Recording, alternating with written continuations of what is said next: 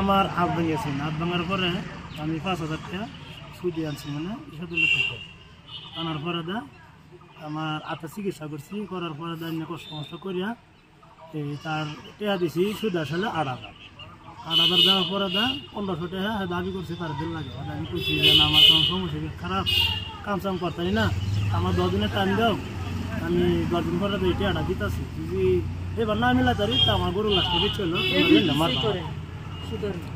করার পরে দা 6-7 জন মানুষ আছে। আমার পরে দা ভাবছে যে আমরা না আয়া যেটু মানে ইয়াসা করি মারি দূর করবো আর কি, এটা লাগে আমরা আগ বাড়ছি না, না বাড়ার পরে তারা গরু নিয়ে গেছে করে দিলে গরু নিচে সদলে মানে যে সুদ খুদখুর মানে কেতিয়া নিছে গরুটো?